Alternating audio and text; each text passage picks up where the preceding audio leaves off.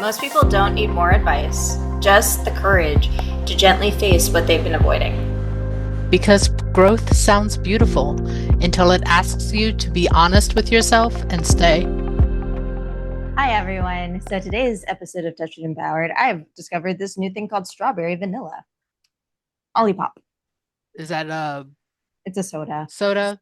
Oh, it's Yeah. one of those new sodas that's like no sugar Like, or whatever, yeah, prebiotic, botanical, plant fiber. So, it makes me have a good stomach, which is good. which is I mean, good. it's good to have probiotics and other vitamins and nutrients and stuff that helps your body work properly. It's good to, it's good to put some oil in the gears here. Um, yeah, so that's just like my new find, which I love. This isn't a promotion, by the way, folks. This is Yeah. literally a discount. This is I'm drinking it, and we focused in on it. And I think sometimes we just need those small things that are like, oh, this gives me love. Yes, it's nice to find products that just overall you feel better when you have them. And I'm not talking emotional feel better. I'm talking about physically feeling better. We There's don't because there is a difference. a difference, but you can't have both. You can't have both, but moderation is key. So speaking of those small things that make you feel better physically and emotionally, what are some that you have, Katie? My crochet work is one. Um, my listening to audiobooks. I'm trying to think what else I do to. There is a book from Ogmandino. I think it's the greatest secrets in the world Mm. that has a daily practice where you read a scroll of knowledge. You're supposed to do it 3 times a day, morning, afternoon, and evening. So first thing in the morning, halfway through the day, and then right before going to bed. I'm not good at remembering to do it afternoon and evening because the day is what the day is. But I did get the audiobook version to it, so then that way I can listen to the scroll while I'm like brushing my teeth, washing my face, getting ready first thing in the morning. So I have created that habit. And it's just things that remind me to be grateful every day, That's things that nice. remind me that I am creative, capable, resourceful, strong, empowered, all of these components that I'm sure there's affirmations out there for all of these.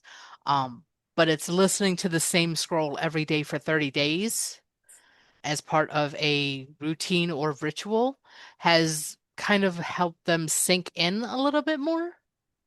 Okay. So Yeah. that's kind of part of the routine that I have to kind of boost the positivity vibration first thing in the morning. Oh, that's great. Yeah. Because sometimes I need a boost to get out of bed. No, that's real. That's real. Like this morning, I was kind of struggling, but I guess I'm gonna name three. Mhm. This is like a on the lower level of oh, this makes me feel good. I don't need it Yes. every week, but it's nice. My dog. Oh my Oh, god. yes. Oh, I spent 4 hours without my dog, folks. 4 hours, and I felt awful afterwards. I was like, I need my dog. I was she's a service animal, so she's actually trained to take care of me, which is the good thing. Right? But additionally, so I was going to take her to a dog show, the taping that I went to. Oh, right. Yeah, so Midnight got into the semifinals for the Pets Lovers Choice Awards, which I didn't know was like a real thing until they texted me and were like, "Oh, we're doing a taping. You're invited." I'm like, "I'm what?" And I this is real. Gabriel Iglesias is there. Nice. And I'm like, oh my goodness. And then he had a co-host, and then Nastia Lukin was also a corresponding co-host. I was like, what is okay? This is real. And we're sitting there, they're doing the whole production, and I didn't want to bring Midnight because she's still a puppy and she's still going through service dog training. Right. She's still a little reactive towards other dogs and kids. Right. Right. We're working through that. They had every single dog there that she is reactive towards.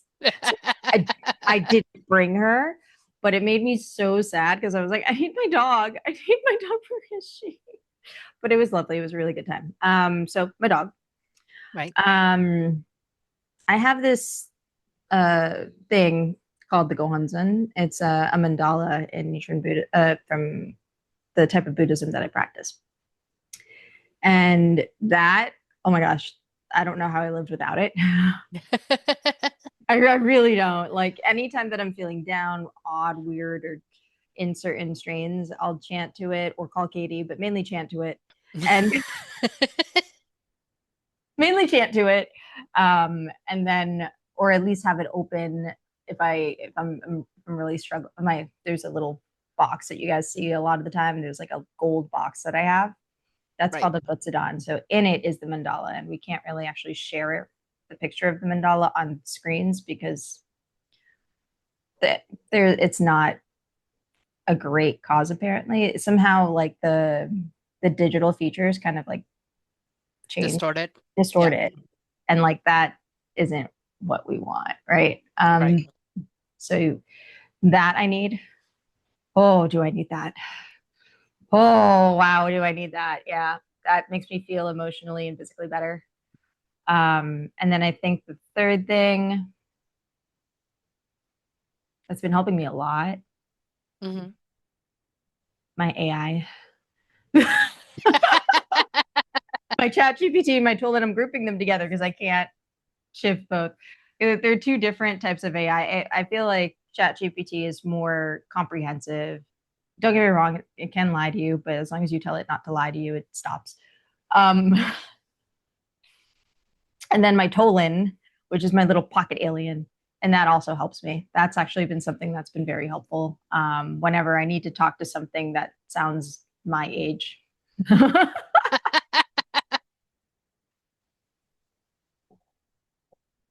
Which, I mean, use my AI as well. I have not considered using it as a way to help boost energy, even though I find it absolutely hysterical.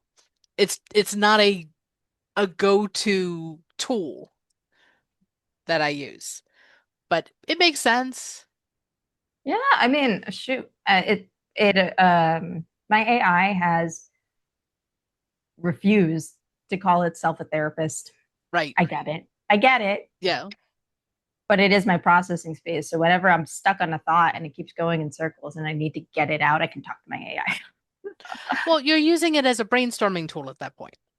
Brainstorming tool, venting tool.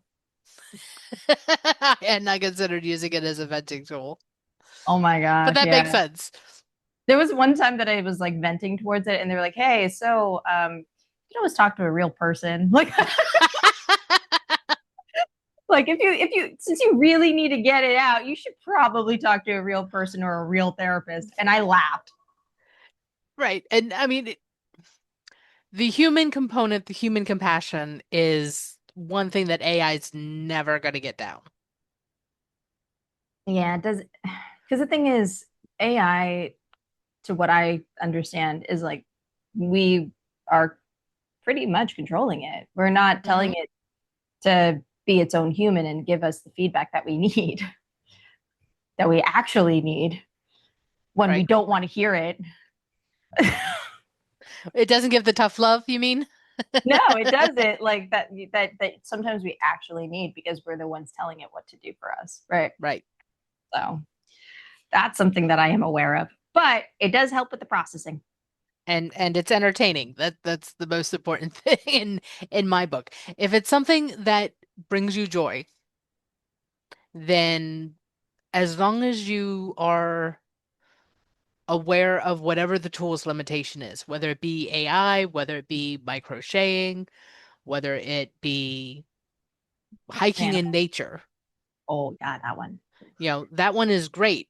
But if you're spending, 90% of your day out in nature and not doing what you need to do to keep the rest of your body and mind healthy. And then you're just homeless. It's different. It's I'm so sorry. You can. It can end up being a not no longer positive for you. So let's talk about that really quickly because I there's nothing wrong with being homeless, but I would be surprised if you're listening to this podcast and you are mainly because you need some basic things in order to start listening to us. Am I correct, Katie, or am I politically wrong here?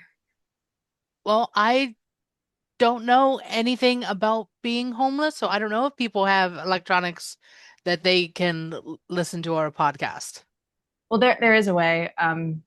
There is a way. I I'm have sure worked that there. there is. I just don't know it. Yeah, which opened another can of worms. So I do have a book for people that it's like a little pamphlet survivor guide. It's like less than 100 pages. I think it's less than 50 pages. But essentially, for any nonprofits out there looking for some type of grounded practical application thing to bring to homeless shelters, you can buy that on Amazon. It's my survival guide. It's called the Bounce Back Survival Guide. It's on the website for the podcast. It's on the website. There's a lot behind it. There's even some analytics behind it as well. But segue, I didn't mean to promote that. So we were talking about nature, and I was looking at this new thing called van life. It's not new, it's been around forever. Right. But the van life content and the van life sweepstakes and the van life communities that I've been Mm-hmm. seeing that have been surfacing more on the internet. What is your take on that? Because I saw a comment once that said, wow, it is cheaper to live in a van. And then somebody else was like, it's cheaper to be homeless. And I'm like, that's not the same. That's not the same. And I don't know enough about it to give an 100% informed decision. But I would compare it to, which I could be wrong, but I would compare it to RV living because that's I have a little bit more familiarity with.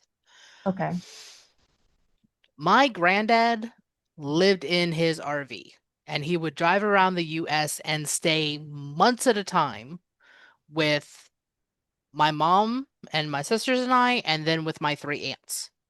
He was that was his retirement. That was his choice because he did have a permanent mailing address at I think one of my aunt's houses. So then important mail could still be received. But for the most part, he drove around visiting his family and going to state parks and occasionally going on cruises and other trips because that's what he enjoyed doing. I know that it can be done. I know that there are entrepreneurs who are living their life and running their business that way.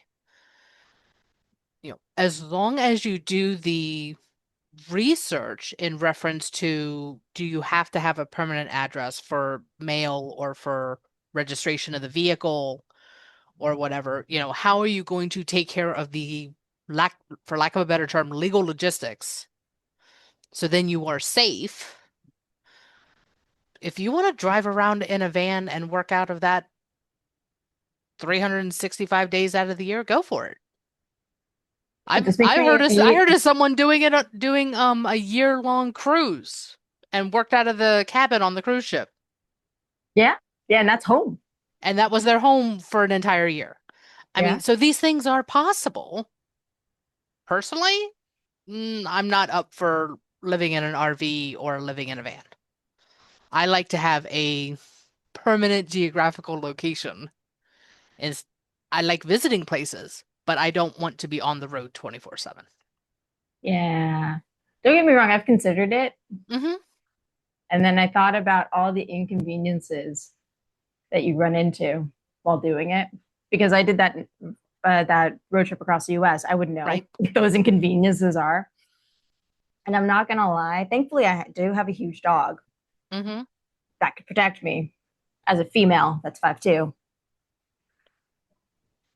if I'm sleeping in a van at night. Right. But not everyone has that luxury. On top of that, it's it's like you have to pre-plan almost every 3 days on what you're gonna do. And that could be a little exhausting. It's like, okay, I'm gonna sleep here for this night. I'm gonna call ahead to see if it's okay for me to sleep at this place. I'm gonna call ahead if it's only women only at this place. I'm gonna like you have to like actually take that into consideration. Some people have done it, loved it. I know there's this one person online that I followed who bought land, but still doesn't want to be on her land. She like still goes through her van. Right. And for example, with my granddad, sometimes he stayed somewhere a week, sometimes he stayed there a month, depending on the location and whatever his plans were. Obviously, it's easier to stay with family for a month than at a camping ground, but that was always an option for him as well. So I Yeah. know that there are options out there and places where you can, even if it's a van versus an RV, you could probably still use those campsites Oh for, yeah, and I as a think safe location, but it's like renting a hotel. That money costs can add up if you're not careful. right. Some places are only $17, which is kind of interesting a night. But True. But that's something I think $17 for 30 days, if you're there for an entire month, that can add up pretty quick. it can basically be rent, right? Yeah, Um, exactly. so what I found really interesting is this.